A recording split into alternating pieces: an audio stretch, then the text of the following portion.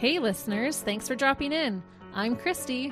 And I'm Melissa, and this is Buried Motives, where we dig deep into the details of some of the most gruesome Dirtbag murderers.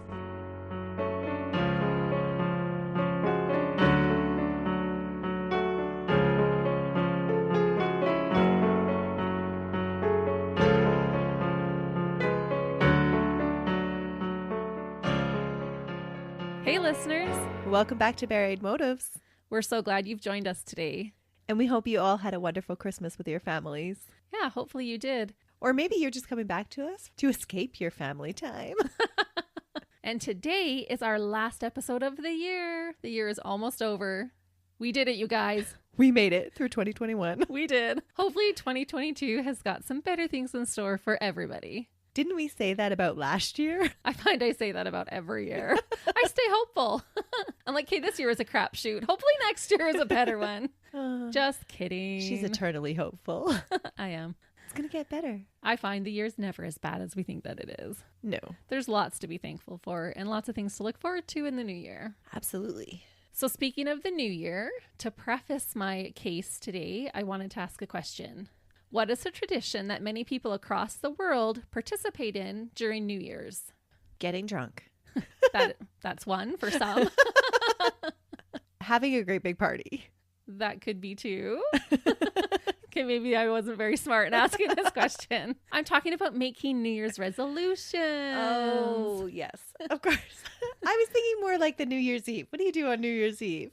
It's all about the food. Yes. I love appetizer food on New Year's Eve. I like playing games. It is the best. It really is. Yeah.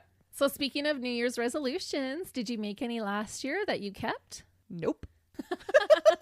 Are you making any this year? Nope. Too much pressure, right? Yes. I gave up on that a long time ago. Setting goals is not one of my things. I lied. I did make a New Year's resolution last year, and that was to drink more. To drink more? Drink more water? Yes. Well, that's always my resolution throughout the year. Less Pepsi, more water. And you know what? I did not accomplish it. Failure again. I just need some good tips on how to drink more water during the day. Maybe I need to text you every hour. That's right. Yeah. We all walk around pretty dehydrated.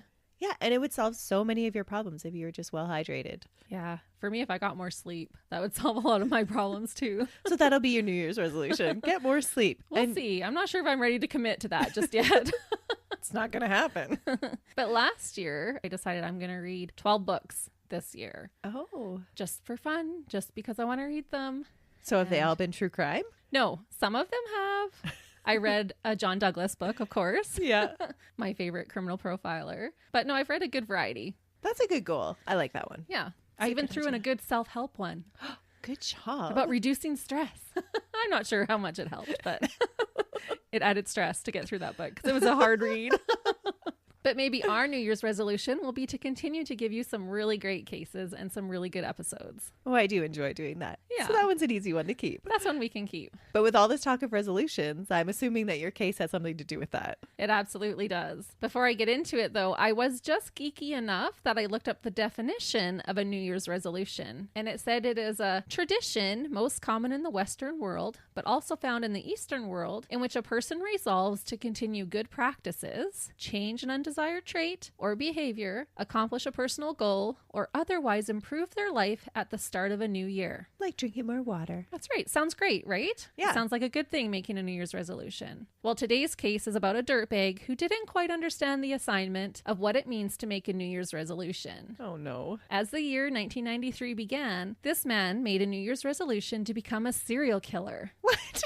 Seriously, that was his New Year's resolution. Like that's what he's writing down on his paper. Like, Yep. This year I'm going to do this. Yep, totally. He was just like, Kate, that's it. I'm going to become a serial killer. And sadly, he did indeed accomplish this personal goal that he set for himself. And you'll kind of find out why. Okay. Why he gets to this point where he's made this type of resolution for himself. That's quite the goal. Right? This year I want to be a serial killer.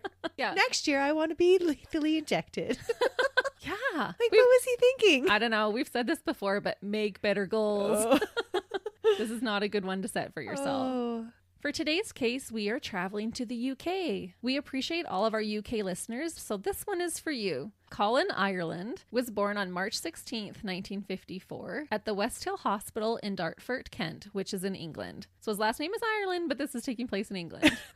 Just to make it confusing. That's right. And Dartford is about 29 kilometers or 18 miles southeast of central London. Colin's mother was only 17 when she gave birth to him, and his father split before he was born. His father was not named on the birth certificate, so Colin would never know who he even was. Colin's mother worked as a news agent's assistant, and despite help from her parents, she raised Colin in poverty. She was looked down on for being an unwed mother in the 50s. Oh, for sure. Colin described himself as a child as being, quote, a thin, lanky little runt, always getting the worst of it. Oh, that is not what his picture looks like now. No, it doesn't. But he meant that he was bullied at school, both physically and verbally.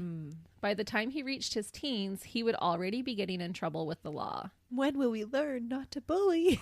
When Colin was 5, his mother moved out of her parents' home with Colin. She tried to do it on her own, and throughout this case, she really had good intentions when it came to Colin. You know what? For the most part, I think that is with all parents. They're just trying their best. Doesn't mean that they necessarily accomplish the best, but I think for the most part, most of us are just trying our best. Most of us are, but a lot of the cases we cover, the parents are not. Or is that just their best? Well, if Mary Bell's mom dropping her out of a 2-story window was doing her best, I don't know. Do better. You can set that bar a little bit higher, but I get what you're saying. And it sounds like, by all reports, that Colin's mom was trying to do her best. Over the next 6 years, the two would move a total of 9 times, sometimes moving back with her parents or even resorting to a homeless shelter for women and children. Colin found it hard to fit in at school. He was always the new boy. Oh, which didn't help the bullying situation, I'm sure. No, or his confidence. No. Colin would skip school. Sometimes his mother would even let him. And when he would arrive late, he would experience the punishment of caning. What is caning? Well, let me tell you, because I had to look it up. So at first I was like, canning? But there's only one end, so I'm pretty sure it's pronounced caning, which is basically getting the strap with a cane, traditionally made from rattan or palm stems. Ooh. Did you ever get the strap when you were in school? No. Listeners, did any of you get the strap when you were in school? Some of you were old enough. And misbehaved enough? That's right. I remember my older brother getting the strap a couple of times. Oh, really? Yeah. And his best friend lived with us for a long time, actually, from like grade 6 till after he graduated. And when they would get the strap, they learned that if they put salt on their hands, when the teachers would strap their hand, it would bleed. And then the teachers would freak out. And so they did that to mess with the teachers. All of that sounds awful to me. I know. And he didn't turn out to be a dirtbag. And if you're listening, brother, I love you. I'm glad you survived the straps. But you probably had them coming. As a result, he struggled with his classes and became lonely and recluse. Colin's mother got married in 1961, but it didn't seem to help their financial situation. In 1964, when Colin was 10 years old, he came home from school one day to find out that they had been evicted from their residence once again. So he had no stability growing up. Oh. When his mother became pregnant with her second child, she placed Colin in foster care for a year to try to get on her feet. And there were actually no reports of anything bad happening to Colin while in foster care. So I wonder if he would have wanted to stay in foster care. His mom did show love to him. Yeah. And so it was just nice, I guess, that she could use that resource. Yeah. Soon after Colin was able to move back home with his mother and her husband and the new baby, his stepfather walked out on them, which was just one more abandonment for Colin. Because he had probably formed a relationship with him. Yeah. When Colin was 12, his mother married another man, and this relationship would turn out to be a stable one for his mom. Something that would turn out to be rather pivotal for Colin during his childhood was that he was approached on 4 separate occasions by men who tried to talk him into performing sexual acts with them. Oh. And he was also spied on by a pedophile. Nothing ever came from these advances, but it did leave Colin feeling violated and enraged. Yeah, I can see that. Murder would not be Colin's first criminal offense. He would incur a lengthy rap sheet starting in his teens. And this we find quite common in a lot of murderers. They start with other crimes.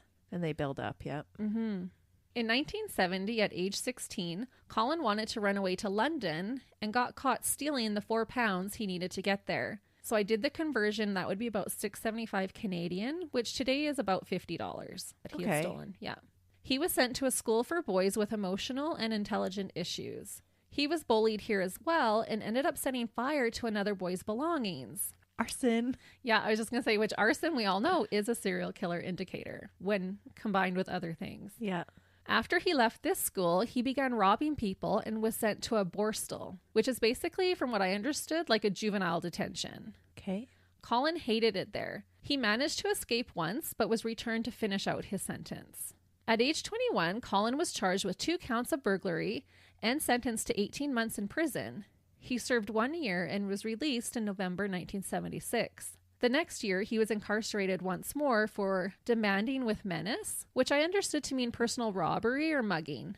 And again, he was sentenced to 18 months in jail. It is so interesting to me, and we'll talk about this next week too, is that the names of the crimes, they're different from country to country, which I totally get now, but I never actually put that into place before. Yeah, and I don't go on to mention all of his crimes that he's convicted for, but there was a few of them that I had to look up and be like, what is that? Yeah. And I wonder if our crimes, if they would sound so odd to somebody else from a Right. different country. And really, does mugging make more sense than demanding with menace? Like, to me, demanding with menace makes more sense than to say mugging. Mugging, yeah. This pattern continued over the next several years. By this time, Colin had grown into a 6'2" man and was no longer a lanky runt. No. He grew into a big dude, a big guy. He was described as a gentle giant. Colin had a few relationships until he met his first wife, Virginia Zammit, in 1981. She was 9 years older than him, had a 5-year-old daughter, and was paralyzed. She had been in an accident at age 24 that left her in a wheelchair. The couple married in 1982. Their relationship started off as a happy one until Colin unfortunately had an affair with another woman, causing the pair to divorce in 1987. Oh, dirtbag. I know. Colin, do better. Mind you, that is really mild compared to what's coming. 2 years later, Colin met his second wife, Janet Young. She owned a pub named The Globe in Buckfast, Devon. This is where they would meet. And I watched an interview with her, and she seemed to be smitten with Colin right away. She had 2 young children, and they seemed to like him as well. Janet did say that one of her friends, who I believe worked at the pub, had tried to warn her about Colin, saying that he seemed off, but she didn't listen. Did he have a thing for kids? Or do you think that these women were just vulnerable? Always suspicious of those older men that find women with children.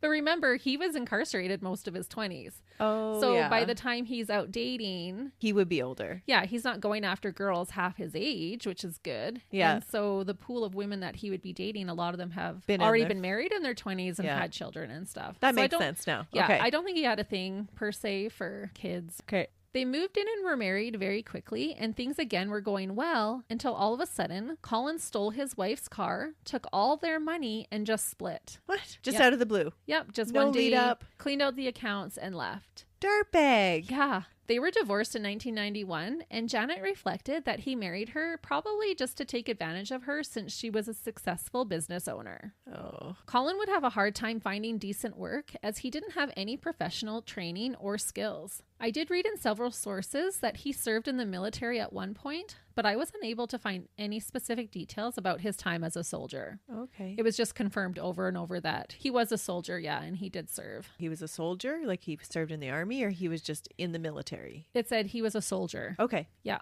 After leaving Janet, he moved to Essex, which is about 60 kilometers or 40 miles east of London, and he began working at a shelter for homeless people. Oh. He really enjoyed this job. He felt for the people that were housed there. At some point, Colin and his friend worked as volunteers in the community patrolling the streets, just like Citizens on Patrol.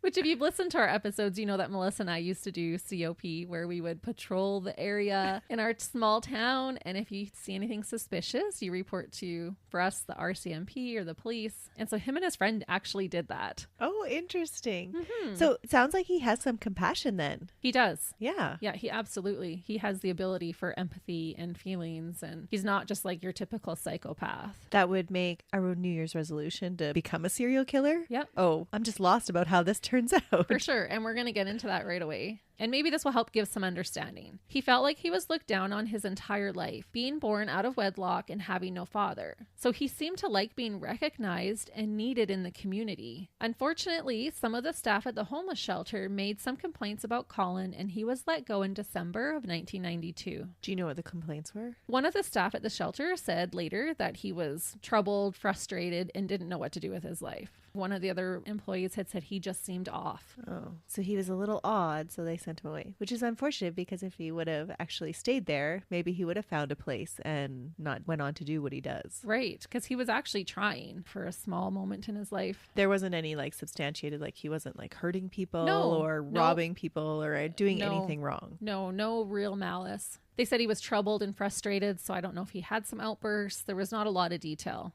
Now in his late 30s, Colin was jobless and had no real skills or direction. He decided that he was going to make a New Year's resolution that would make him finally stand out and get recognized, to be remembered. He was tired of being a nobody. Oh no, so he's a fame seeker. Mm-hmm. He absolutely is. Colin was a true crime enthusiast and had read a book called Whoever Fights Monsters, written by FBI profiler Robert Ressler. Colin would use this book almost as a manual to become a well-known serial killer. He decided that this would be his new career. Clinical forensic psychologist Mike Berry commented that Colin wanted notoriety and saw committing murder as the perfect way to bring him infamy. So this is our reasoning why he decides to do this. He just got let go in December. New Year's is coming up, so he's like, yeah, I got to make a change. I need to stand out somehow. What a bizarre choice to make. Right? And he was totally into true crime, and he had been reading this book and thought, oh, I'll know how to get away with it because I've been reading this book by this FBI profiler, and it's going to give me all the tips and tricks that I need. How many times have you and I said that to each other? It's true.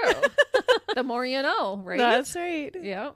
He wanted to be as prolific as Bruce Lee, who killed 26, Dennis Nilsen, who killed between 12 and 15, and Peter Sutcliffe, who killed 13. So he had tried the military, he had been a volunteer, community watch person, he tried managing a homeless shelter. None of this worked, so he thought he should change his plan to be recognized. And I thought it was interesting that he went from a life of crime to trying to be an upstanding and respected member of society, only to then take the leap to murder. Just too bad. It is. Unfortunately, Colin would fulfill his twisted New Year's resolution by brutally murdering 5 men between March and June of 1993. So I wonder if it was because of his past convictions that people didn't feel secure around him. And that's why they were more prone to complain about his behaviors. Oh, could have been. There could have been some prejudice or stereotypes perceived about him. We talk all the time about, like, should people be given second chances? And it looks like he was actually trying to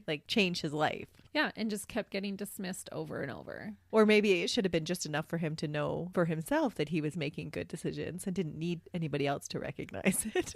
Right. And because he'd been looked down on his whole life, he wanted that notoriety. He wanted to be recognized and looked up to and respected and known. Colin began by creating a kill kit, which included rope, gloves, a knife, and a change of clothes in the event that he would get blood on him. Colin Ireland made a calculated plan to murder gay, sadomasochistic men. He thought they would be easy victims because they would be willing to be tied up and that the public would have less sympathy for them as victims. Most male serial killers who murder other men are gay. However, Colin claims that he wasn't. Most male heterosexual serial killers target women. So it was kind of odd that he was targeting men. But given that past experience, maybe he was envisioning himself as fighting the monster because he felt that he had been victimized by gay men. Yeah, totally. That's what I think. Some believe that he could have been gay himself and was trying to kill that part from himself. But I wondered if it was more likely that he was fueled by the sexual advances that he received from older men as a child. He would only prey on men who approached him first. And so I agree with you. That's where my thoughts went, is that it stemmed from his childhood, those men making advances on him. And it was interesting that he wouldn't approach his victims. They had to approach him for sex. And then in his mind, he felt like they deserved it. There's got to be some reason or some way that he justifies killing these people, that if he feels compassion for them, he's got to justify his actions in some way. For sure. And so he justifies them in thinking that he is ridding the world of more monsters that are going to prey upon other people. Right. And I do have that in a quote later in the case where, no, it's good, where he talks about how he was ridding the world of the vermin. Yeah. So Colin would meet all his victims at the Coleherne pub, which was a popular gay bar in London. He had once worked as a bouncer at a gay pub, and so he was able to fit right in. He kind of knew the culture. Oh, and he totally looks like a bouncer with that big, thick neck. Oh, yeah. He's a big dude. You'll have to go on our Facebook to check out his picture. At this time, it was customary for customers at the gay pubs to wear different colored handkerchiefs in their back pockets. This let the other guys know what type of sex they were into. And this helped Colin to prey on men who liked to be the submissive or slave partner, because he could tell by their color of handkerchief. Okay. But you think if he was trying to get rid of the worst or kill the monsters, you think he'd go after the ones that were dominant and... Well, no, he needed to be dominant. He had to be the one to tie them up. Because that was leading into his plan. Yeah. Okay. Once approached, he would convince his victims to go back to their places under the promise of sadomasochistic sex. Once there, he would bind, torture, and kill his victims. He would be dubbed as the Gay Slayer. At the age of 39, Colin murdered all 5 of his victims in a 3-month span between March 8th and June 12th of 1993. That's pretty quick then. So did he escalate in that time then? He does, yep. He does his first murder, and then it's actually 2 months before he does the second murder. And he keeps escalating. They get shorter and shorter in between. I'll go through each murder chronologically. Peter Walker was the first man to meet his ultimate demise at the hands of dirtbag Colin Ireland on Monday, March 8th. So he was starting off at the beginning of the week. Yep, Monday, March 8th. Peter was 45 years old. He worked as a theater director and choreographer, and he lived in Battersea. Colin and Peter met at the Coleherne pub, and once Peter extended the invitation to Colin to return to his flat with him, his death would be imminent. At Peter's flat, Colin was able to bind and gag him, likely easily under the pretense of submissive sex. But an ex-boyfriend of Peter's said that Peter wasn't really into that and likely had to be talked into it by Colin. Or maybe his preferences had changed. Once bound, Colin gave Peter a beating with his fists and then whipped him with his dog's leash. Colin then proceeded to suffocate Peter by holding a plastic bag over his head. I thought, what a terrifying way to go. He must have felt so helpless because he's all bound and can't move. Colin then took 2 teddy bears and left them in a 69 position on top of Peter's dead body for police to discover. And I saw pictures of it, and it's way more graphic than it sounds, the way that he posed these little teddy bears. He also stuffed condoms into his mouth. Some reports said that Colin did this after finding out that Peter was HIV positive while rifling through his things, but other accounts said that the news of his HIV only came out during the autopsy. Okay. Next, Colin went to work to cover his tracks. He cleaned all the surfaces that he might have touched and gathered any items that could connect him to the murder. Remember, he read the FBI agent's book as a manual. Not wanting to be detected, leaving the flat in the middle of the night, Colin waited in the apartment with Peter's dead body and then traveled home on the train with all the morning commuters. Oh, so he would just get lost in the crowd. Yeah, so he really was using this book to his advantage.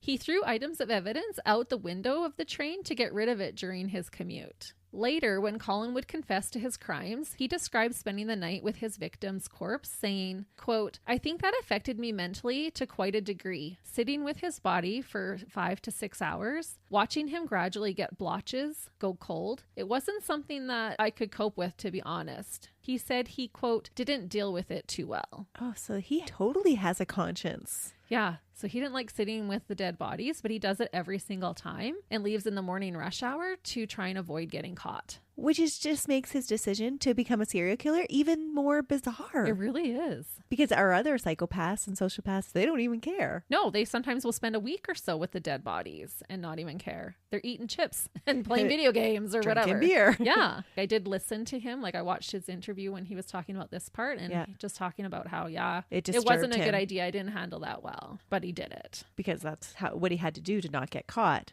So does he confess? Like, does he give himself in? He gives a full confession later. Oh, I love it when they confess. Mm-hmm. Peter's dogs were locked in another room, and Colin decided to leave them locked up before leaving. The only thing left to do was for Colin to wait to hear about his handiwork all over the news. He was excited to hear about it. The next day, when nothing was mentioned in the media, Colin phoned the Sun newspaper to tell them about the dogs left in the flat. What? Why would he call the newspaper? Why not a neighbor? Be like, hey, the dogs need to be let out. He wants this notoriety. He wants to be this famous serial killer. Like you can imagine, he goes home and he's just waiting for that news, the headlines, to have it plastered all over the media. He just needed to be a little bit more patient. Yeah, and there was nothing. Because eventually the body's going to get found. Eventually. But he needed it right away. Yeah, he wanted it right away. Yeah. And at first, the reporter who answered didn't think it was a big deal until Colin told him that he had murdered the dog's owner. So he calls in and confesses. He calls the police a lot. stopped during this case. Because the police honestly are not giving these murders the recognition that Colin wants. By the next morning, he'd be like, okay, it's got to be in today's news, right?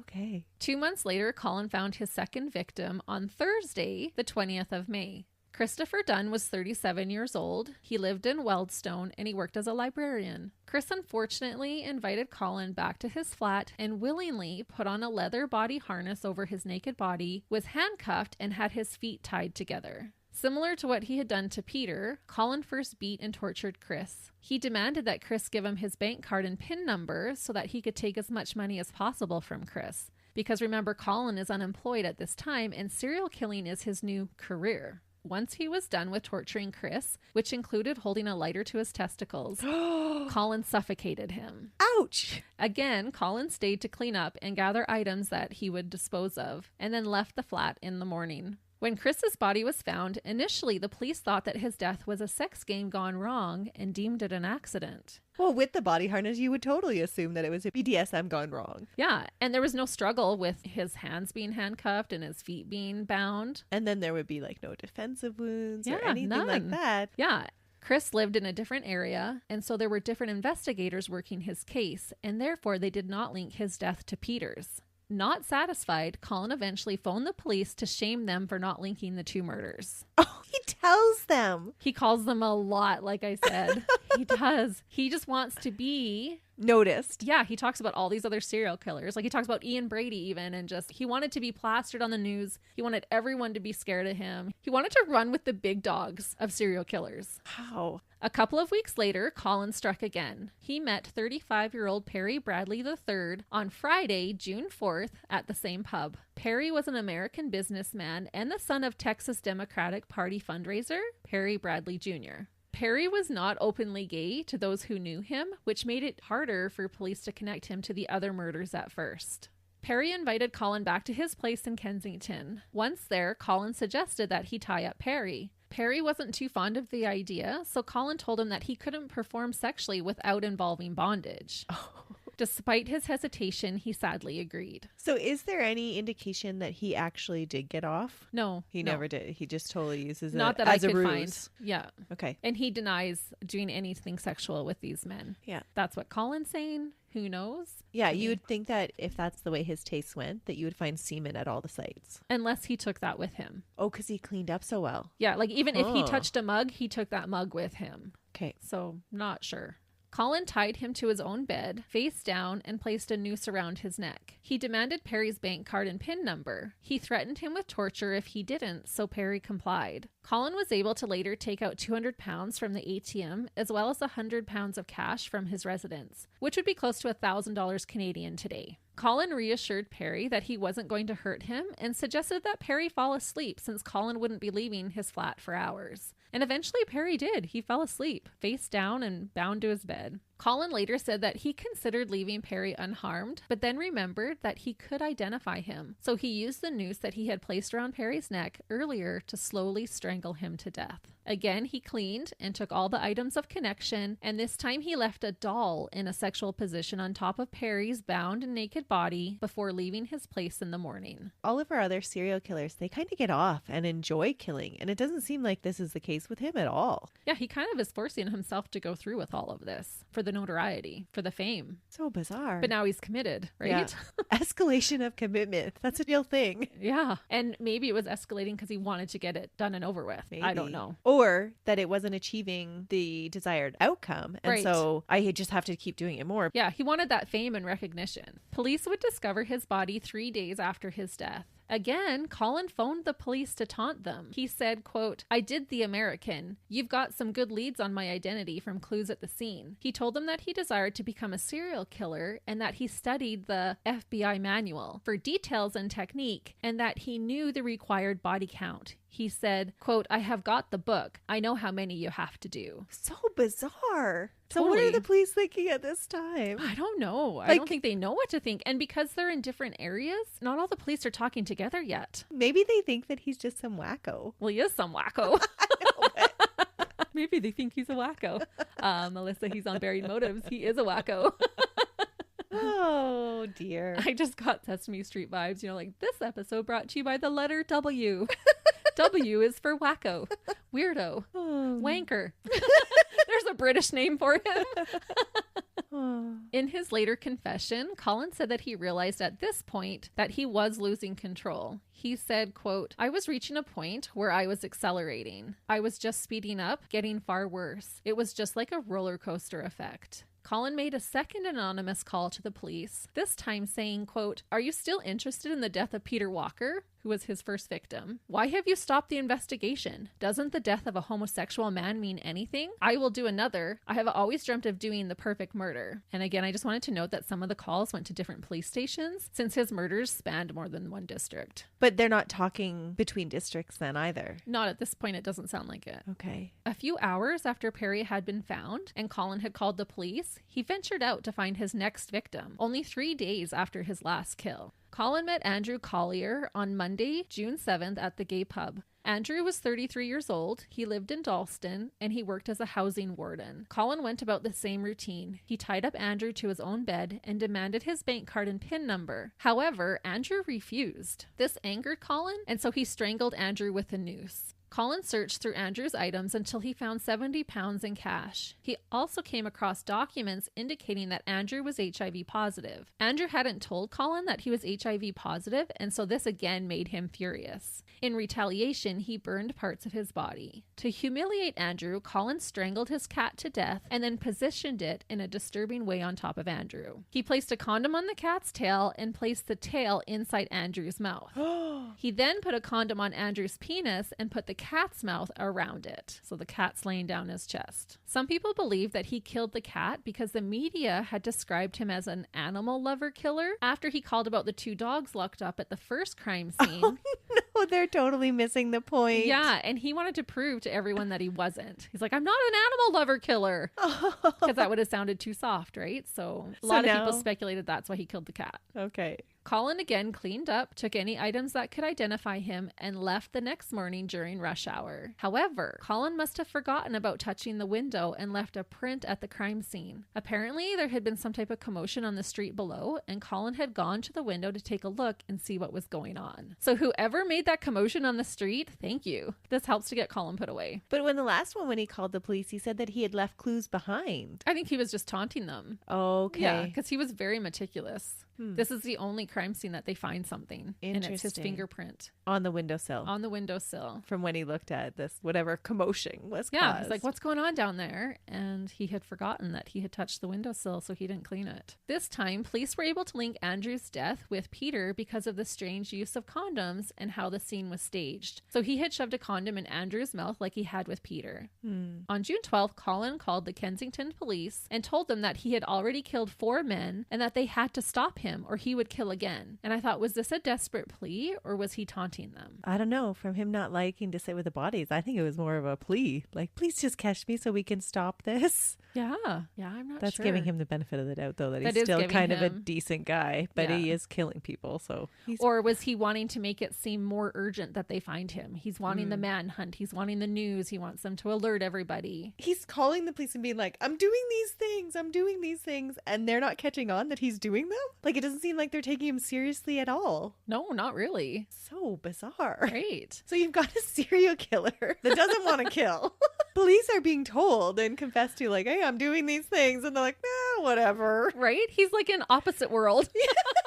Because most serial killers don't want to get caught. No. They don't want to taunt the police, but he is doing things to hide it, right? He's cleaning it meticulously. He's taking anything that can connect him. So it's not that he's leaving all this evidence. Yeah. And so if that he really does get caught right away. Right. And if he really wanted to be caught, then leave that huge handprint behind kind of thing. Leave your hair. Like there's lots of things that you could do. So it's a little bizarre. contradictory, this case. Yeah. Colin's final murder would take place on the same day that he told the police that they had better stop him. Saturday, June 12th, only 5 days after his previous murder. Emmanuel Spiteri was 41 years old. He liked to wear leather and he worked as a Maltese chef. He unfortunately met Colin at the same bar as the others. And I thought it was interesting too that nobody's noticing making that that all these connection. men are going missing from the same bar because he meets all of them there. Yeah, that's what I mean. But he did say at the beginning that he targeted these gay men because he didn't think the police would really pay too much attention to their murders either. Well, he was Which right. unfortunately, 90s, it maybe wasn't high on the priority list. Yeah. I'm not bashing the police forces at that time, but it wasn't getting the attention that it should have. They went back to Emmanuel's residence in southeast London and carried out his ritual of binding his victim and demanding banking information. Emmanuel also refused to give up his PIN number, so Colin strangled him with a noose. He cleaned up the scene, but this time he set fire to the body before he left. Oh.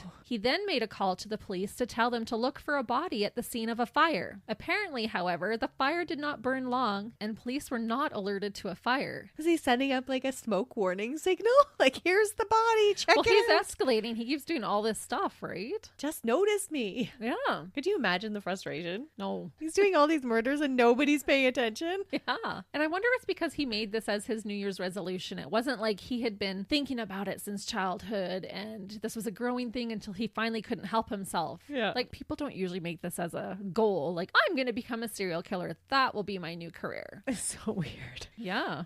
When he was talking to them on the phone, though, he did tell them that he probably wouldn't kill again. He said he now had 5 victims, which classified him as a serial killer in the UK at the time. But it's actually widely recognized as 3 or more murders to become a serial killer, so I'm not sure if he was misinformed, or if the status changed, or if it was different in England during the 90s. Maybe. Colin had to call the police the next day. Oh, no. He asked, quote, "Have you found the body in southeast London yet? And the fire?" And I felt like he's totally acting like the kid who always says, look at me, look at me. Yeah. Because he's like, did you guys find him yet? I'm not hearing anything. Like, did you find the guy with the fire? Pay attention to me, please. Yeah. I'm over here. Yeah, jumping up and down. Yeah. Emmanuel's body was found the next day by his landlady, so it wasn't even the police that found him. Colin was upset about the lack of coverage. He wanted to be in the same league as Britain's most notorious murderers. He felt like he was a nobody and he wanted desperately to be a somebody. Wanting this recognition would motivate Colin to later give the police a full confession. I wonder how many of our listeners have even heard about him. Yeah, I hadn't Yeah. before researching this case. Police believed that they had a serial killer on their hands. The case finally spread throughout the media, and the gay community were on alert that a serial killer was targeting gay men. So it took 5 murders for it to finally And how many spread different throughout the phone media. calls? Right? It wasn't even the murders that led them to it. It was probably the phone calls. Probably. Dr. Mike Berry, the psychologist I mentioned earlier, produced a profile for the police of what type of killer they were looking for. He said the killer was fueled by violent fantasies and that each murder would not be as good as his fantasy, which would drive him to kill again. He said the killer would not be HIV positive and was not seeking revenge as the police originally thought. Which I guess in some ways, each murder wasn't living up to what he wanted. He wasn't getting the hype. He was not HIV positive, and he wasn't seeking a personal vendetta against these men. No, not against those men. Another psychologist, Dr. Jonas Rappaport, agreed with the profile and added that the killer was likely not a homosexual as the police had assumed, but rather posed that way to trick his victims. He said the killer was well organized, probably a large build, and physically strong, making him confident that he could overpower his victims. And I find it fascinating how on point these profiles sometimes can be. Yeah, because he was a big guy. He was. And that he posed as a homosexual, that he wasn't actually, and the police assumed that Yeah. he was, that he was a large build and physically strong, even knowing that. I think the second guy's was more accurate than the first guy's. I agree. You could poke some holes in the first guy's. It sounds more like a horoscope that kind of could just apply to anybody. Like you could kind of twist it to anybody's situation. Kind of like how you find what you're looking for. Yeah. But I do find it fascinating when they can nail down the specifics. Yeah. Like with Charles Starkweather, knowing that he would have a stutter. That just blows my mind that they can do that. Yeah, that is fascinating. I feel like I missed my calling in life. I should have been a criminal profiler. But it's just so fascinating. And that's why we dig deep on these dirtbags, because we want to know what makes them tick. Why are they doing the things that they are? Yeah, absolutely. Upon investigating Emmanuel's murder, police found CCTV footage of Colin with Emmanuel at the train station going to Emmanuel's house. They were on a platform at Charing Cross Station. Police decided to release this footage to the public for help. Colin recognized himself in the police footage and decided to claim that he was with Emmanuel, but said that when he arrived at the flat, there was a third man waiting there, and since he wasn't interested in a threesome, he left, which was Oh. obviously a lie. But he decided people are going to recognize recognize me, so I better turn myself in first and make up this story. But it's a believable story. It totally is. And Colin might have gotten away with this lie, but the police were able to match his fingerprint with the one that they found on the windowsill at Andrew's flat. So because he went in, they printed him and they connected him. And so did he not know that the police had that fingerprint? No, he obviously didn't know that they had any evidence on him. He had been so careful. Because really, to commit 5 murders and leave one fingerprint at one of the scenes and no other evidence, that's pretty impressive. That is pretty meticulous. Mm-hmm.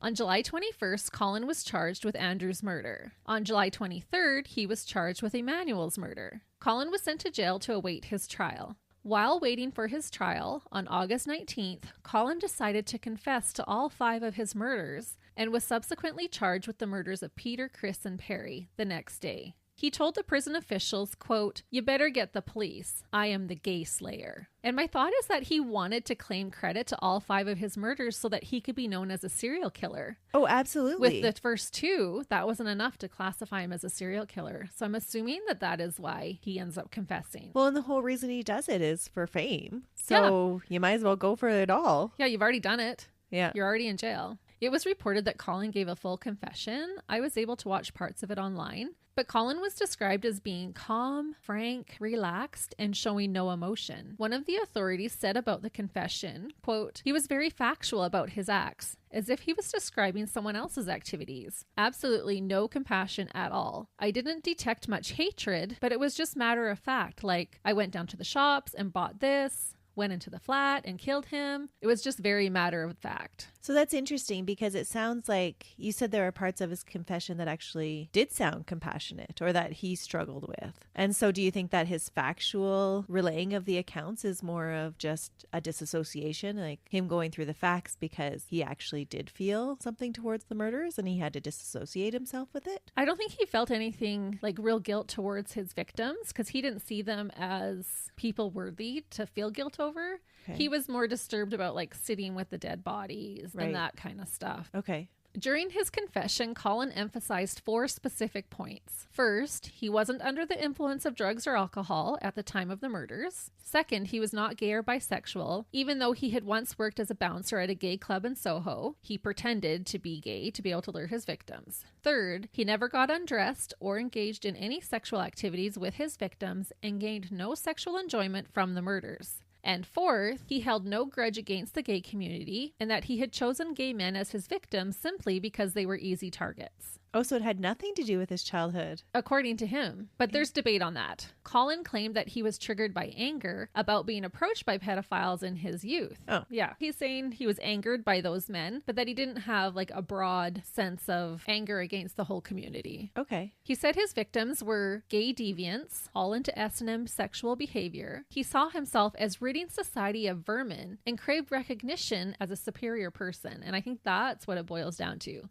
Psychologists said the strategic placing of items related to childhood on the victims' bodies, meaning the teddy bears, the doll, and the cat, were symbolic of Ireland's repulsion of the loss of innocence. About the investigation, some have suggested that because the victims engaged in same-sex relationships, the police did not take their murders very seriously. Most were assumed a sexual accident. I did read some accounts that gay S&M acts were criminalized in that area right as Colin began to murder, making police even less motivated to investigate. On December 20th, 1993, Colin admitted his crimes before the judge and was given 5 life sentences. And I kind of thought it only took a year. He had made this New Year's resolution in December of 1992, and by 1993, he was before a judge, given 5 life sentences. So he wasn't a failure at his resolution. No, he kept it. Because Colin confessed, there was no need for a trial, which is always great. Mm-hmm. I know Melissa always appreciates when there's no trial. Yeah, I just like the confession. Like, yes, I did this. There's no question. Yeah, own up to it. Yeah.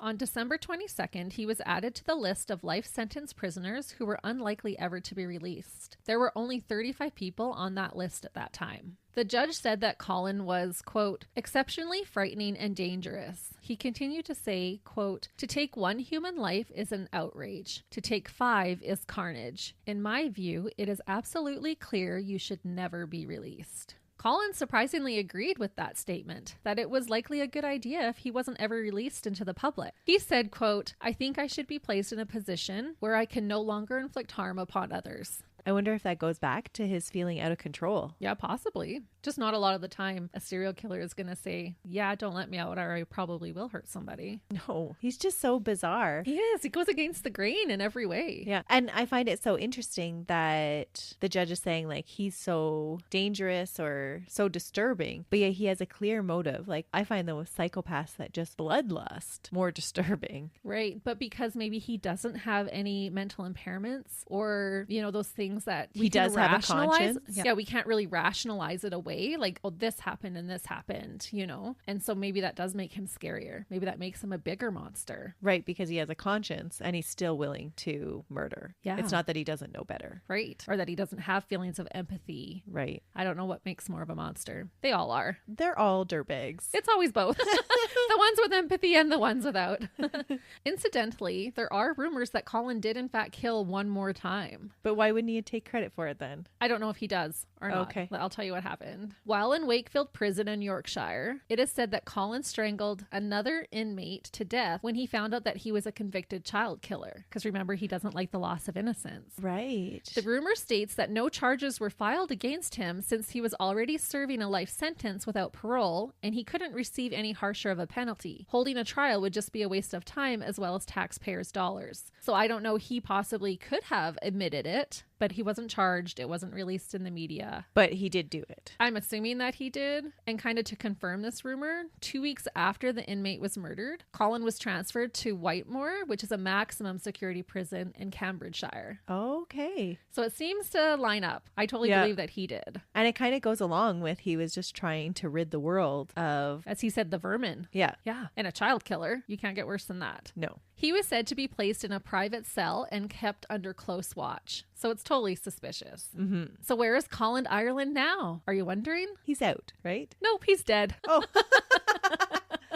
Colin died at the age of 57 on February 21st, 2012, while incarcerated at Wakefield Prison. A spokeswoman for Her Majesty's Prison Service said, quote, "He is presumed to have died from natural causes. A post-mortem will follow. Pulmonary fibrosis and a fractured hip that he had suffered earlier in the month were later listed as preliminary causes of death. Pulmonary fibrosis is a condition in the lungs where scarring makes it hard for a person to breathe. And I thought how karmatic that he had suffocated or strangled each of his victims, and then he himself had a hard time breathing near the end of his life." Oh, that is karma. I kind of liked that when I read it. Yeah. And that is the crazy case of an unbelievable New Year's resolution made by a dirtbag, Colin Ireland, who wanted to go down in history with his own chapter as a notorious serial killer, but became nothing but a lousy footnote instead. Wow. Wah, wah, wah.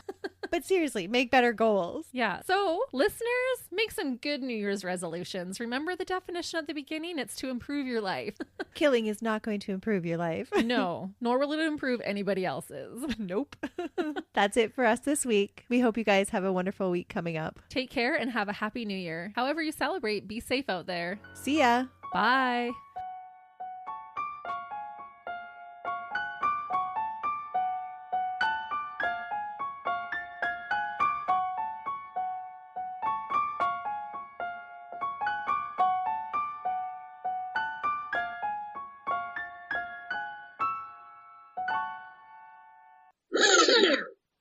If it's not a train, it's a grater. They can send us all of their tips. That's Email us at berrymotives@gmail.com. Maybe we'll get it. Maybe we won't. So if you're thinking about that this New Year's, don't. We're not going to cover your case if you do. Just kidding. We probably will. And despite it all, we are doing the case. ooh la la. We went to the wrong country, but that's okay. Oh man, Christy. Until Colin, unfortunately, I didn't put it on silent. Christy. That's my sister. Text me when you're done recording today, happy face. Okay, I will. Maybe I need to make a New Year's resolution to learn how to spell better. No, ma'am, it's a handkerchief. I just need to know the information. I'm a curious person, Christy. It's a curious little cat. Show notes made at midnight. That's right. And gathered any items that could connect. Colin found his second victim. Why do we say the things that we do? things you learn. That's right. We're learning a lot. I don't know. I didn't really want to go there, but thank you. So sorry. Warning signals. Warning signals. Like, wait a minute. This doesn't make any sense. That's the opposite. Okay. That's dumb. A man just entered my house and left. We're going to just assume it's Melissa's husband, and we'll... If you hear commotion, we just got murdered. Wouldn't that be a podcast?